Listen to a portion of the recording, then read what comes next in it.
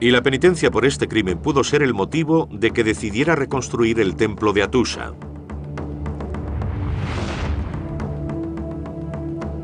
Junto con el arqueólogo Julian Bennett, la historiadora Tessa Dunlop investiga las ruinas del templo en busca de pistas sobre los ritos llevados a cabo aquí. Es enorme. ¿Podrías orientarme un poco? Se trata de un templo inmenso. Acabamos de entrar por la puerta principal, la puerta ceremonial. Por todas partes hay detalles que llaman la atención. Para empezar, ¿qué es esto? Tessa ha descubierto uno de los objetos más desconcertantes del templo, la piedra verde. En un tiempo se pensó que era un meteorito. Esta es la famosa piedra verde. Dan ganas de tocarla. Su superficie es luminosa y muy suave. Se ha pulido con el roce de la gente que viene a tocarla. La pregunta es, ¿qué hace aquí? Buena pregunta. Es una piedra local, no cabe duda. No procede del cielo ni nada parecido. Pero lo cierto es que algunas tablillas hacen referencia a piedras rituales y sagradas. Esta podría ser una de ellas. Dentro del complejo del templo se encuentra el santuario, rodeado de algunos de los bloques de piedra más grandes de la ciudad. Este es el muro exterior del templo y puedes ver que en algunos bloques de piedra caliza se han labrado columnas. Son enormes, ¿verdad? Algunos pesan unas 20 toneladas. Son bloques gigantes de piedra caliza. ¿Cómo levantaron unos bloques tan grandes? Con mucha mano de obra, posiblemente esclava, pero también hombres libres. El Sancta Sanctorum es un patio que probablemente quedaba al aire libre. Y detrás el lugar más sagrado de todos, hogar del padre Tormenta Teshub y su esposa, la Madre Sol. Esta es una de las dos salas de culto, y volvemos a ver la misma piedra verde. Es un cuadro casi perfecto. Esta sala parece íntima y acogedora. Sí. En esa esquina hay un pie de estatua. Este era el templo de Teshub y su esposa. Las tablillas hititas nos cuentan algunos detalles de las estatuas. Y hay una que se refiere a la de Teshub como de oro. Recreando el plano del gran complejo del templo, vemos que era el edificio más grande de la ciudad, con 60 metros de largo por 42 de ancho. Dentro del Sancta Sanctorum encontramos el lugar exacto en el que residían Teshub, el dios tormenta, y su consorte, la Madre Sol. Lugares a los que solo podían acceder el rey, la reina y altos dignatarios. A pocos metros, el ingeniero Jesse Karp busca el yacimiento de roca utilizado para los enormes cimientos del templo. Se encuentra junto a un enorme afloramiento de roca del que los hititas extrajeron los bloques de hasta 20 toneladas que necesitaban para los cimientos. Estoy en Kesakaya, cortar piedra en turco. Básicamente es una antigua cantera hitita. Lo que vemos aquí es una grieta en la que los hititas metían cuñas de madera que luego empapaban en agua. De ese modo la madera se hinchaba y partía grandes bloques de roca.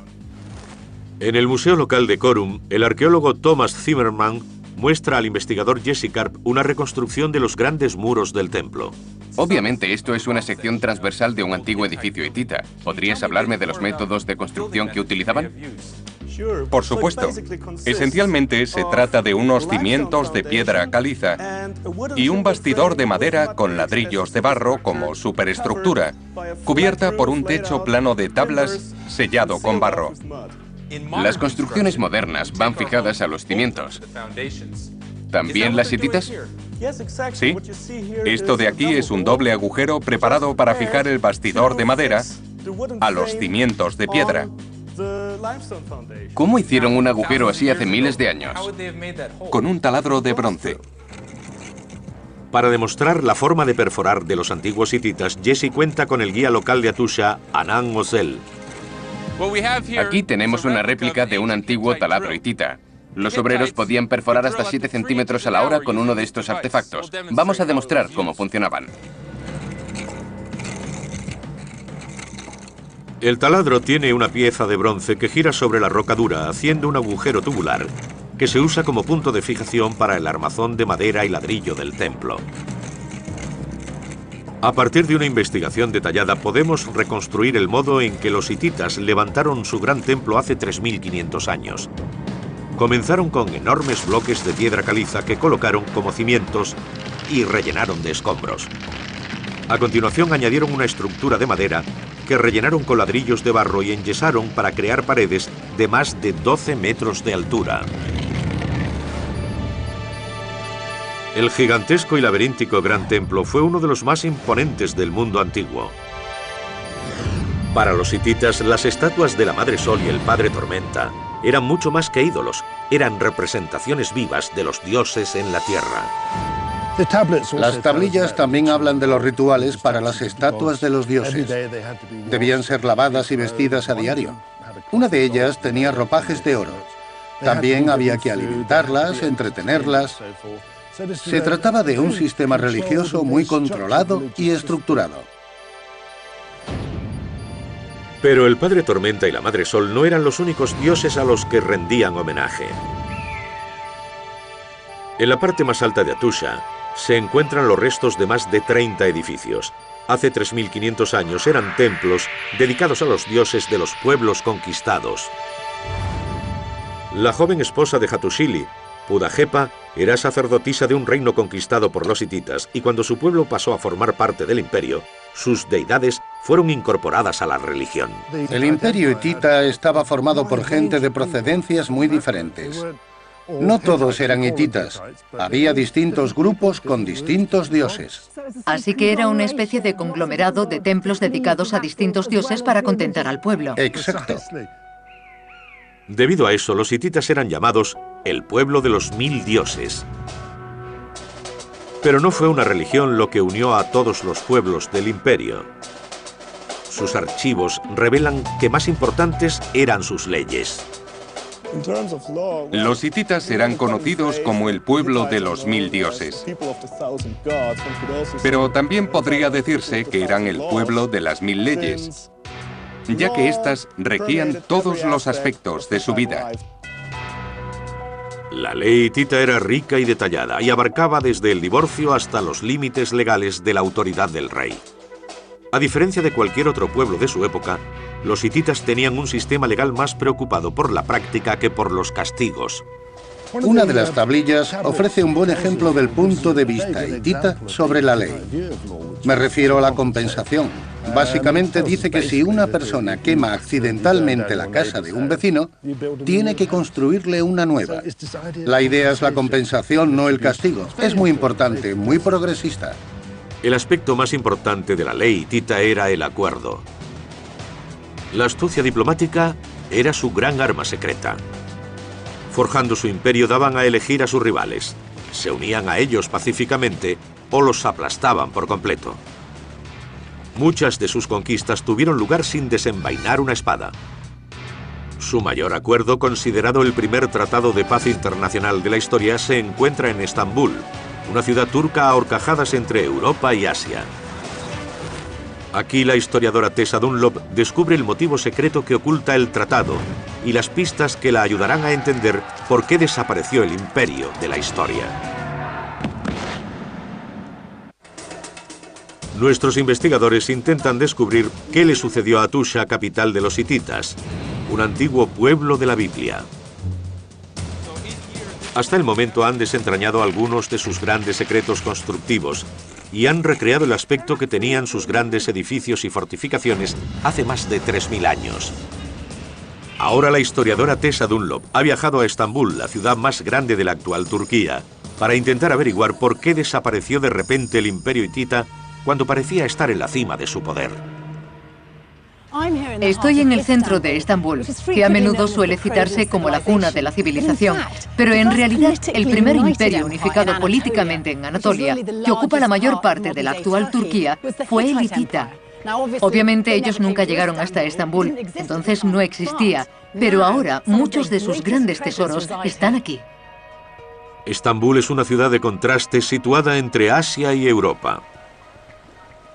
En medio del bullicio, Tessa se dirige al Museo Arqueológico de la ciudad, un santuario de tranquilidad que alberga lo que muchos consideran uno de los documentos más importantes jamás escritos. Es el Tratado de Kadesh, firmado 16 años después de la gran batalla entre los imperios hitita y egipcio. Columnas. Son enormes, ¿verdad? Algunos pesan unas 20 toneladas. Son bloques gigantes de piedra caliza. ¿Cómo levantaron unos bloques tan grandes? Con mucha mano de obra, posiblemente esclava, pero también hombres libres. El Santa Santorum es un patio que probablemente quedaba al aire libre. Y detrás el lugar más sagrado de todos, hogar del padre Tormenta Teshub y su esposa, la Madre Sol. Esta es una de las dos salas de culto, y volvemos a ver la misma piedra verde. Es un cuadro casi perfecto. Esta sala parece íntima y acogedora. Sí. En esa esquina hay un pie de estatua. Este era el templo de Teshub y su esposa. Las tablillas hititas nos cuentan algunos detalles de las estatuas, y hay una que se refiere a la de Teshub como de oro. Recreando el plano del gran complejo del templo, vemos que era el edificio más grande de la ciudad, con 60 metros de largo por 42 de ancho. Dentro del Santa Santorum encontramos el lugar exacto en el que residían Teshub, el dios tormenta, y su consorte, la Madre Sol. Lugares a los que solo podían acceder el rey, la reina y altos dignatarios. A pocos metros, el ingeniero Jesse Karp busca el yacimiento de roca homenaje. En la parte más alta de Atusha se encuentran los restos de más de 30 edificios. Hace 3.500 años eran templos dedicados a los dioses de los pueblos conquistados. La joven esposa de Hattusili, Pudajepa, era sacerdotisa de un reino conquistado por los hititas, y cuando su pueblo pasó a formar parte del imperio, sus deidades fueron incorporadas a la religión. El imperio hitita estaba formado por gente de procedencias muy diferentes. No todos eran hititas. Había distintos grupos con distintos dioses. Así que era una especie de conglomerado de templos dedicados a distintos dioses para contentar al pueblo. Exacto. Debido a eso, los hititas eran llamados el pueblo de los 1000 dioses. Pero no fue una religión lo que unió a todos los pueblos del imperio. Sus archivos revelan que más importantes eran sus leyes. Los hititas eran conocidos como el pueblo de los 1000 dioses. Pero también podría decirse que eran el pueblo de las 1000 leyes, ya que éstas regían todos los aspectos de su vida. La ley hitita era rica y detallada y abarcaba desde el divorcio hasta los límites legales de la autoridad del rey. A diferencia de cualquier otro pueblo de su época, los hititas tenían un sistema legal más preocupado por la práctica que por los castigos. Y la penitencia por este crimen pudo ser el motivo de que decidiera reconstruir el templo de Atusha.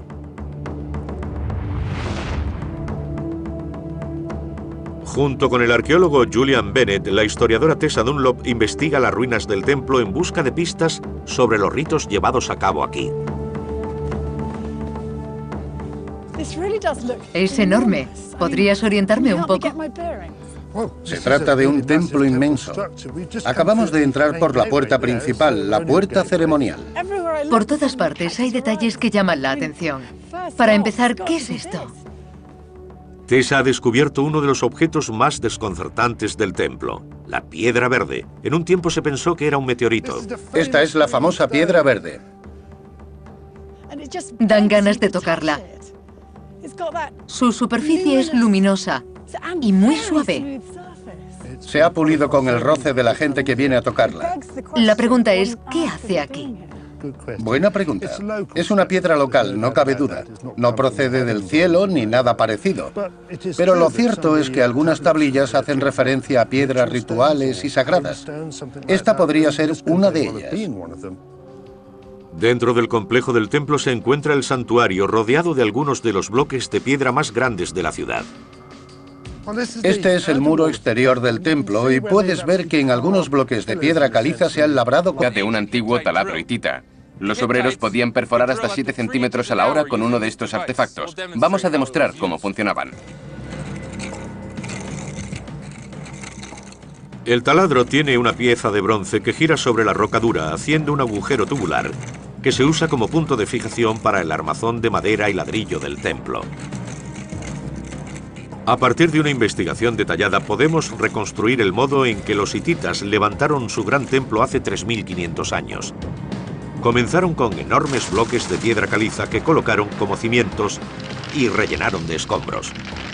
A continuación añadieron una estructura de madera que rellenaron con ladrillos de barro y enyesaron para crear paredes de más de 12 metros de altura. El gigantesco y laberíntico Gran Templo fue uno de los más imponentes del mundo antiguo. Para los hititas, las estatuas de la Madre Sol y el Padre Tormenta eran mucho más que ídolos, eran representaciones vivas de los dioses en la tierra. Las tablillas también hablan de los rituales para las estatuas de los dioses. Debían ser lavadas y vestidas a diario. Una de ellas tenía ropajes de oro. También había que alimentarlas, entretenerlas. Se trataba de un sistema religioso muy controlado y estructurado. Pero el Padre Tormenta y la Madre Sol no eran los únicos dioses a los que rendían utilizado para los enormes cimientos del templo. Se encuentra junto a un enorme afloramiento de roca del que los hititas extrajeron los bloques de hasta 20 toneladas que necesitaban para los cimientos. Estoy en Kesakaya, cortar piedra en turco. Básicamente es una antigua cantera hitita. Lo que vemos aquí es una grieta en la que los hititas metían cuñas de madera que luego empapaban en agua. De ese modo la madera se hinchaba y partía grandes bloques de roca. En el museo local de Corum, el arqueólogo Thomas Zimmerman muestra al investigador Jesse Karp una reconstrucción de los grandes muros del templo. Obviamente esto es una sección transversal de un antiguo edificio hitita. ¿Podrías hablarme de los métodos de construcción que utilizaban? Por supuesto. Esencialmente se trata de unos cimientos de piedra caliza y un bastidor de madera con ladrillos de barro como superestructura, cubierta por un techo plano de tablas sellado con barro. Las construcciones modernas van fijadas a los cimientos. ¿También las hititas? Sí. Esto de aquí es un doble agujero preparado para fijar el bastidor de madera a los cimientos de piedra. ¿Cómo hicieron un agujero así hace miles de años? Con un taladro de bronce. Para demostrar la forma de perforar de los antiguos hititas, Jesse cuenta con el guía local de Atusha, Anand Ozel. Aquí tenemos una réplica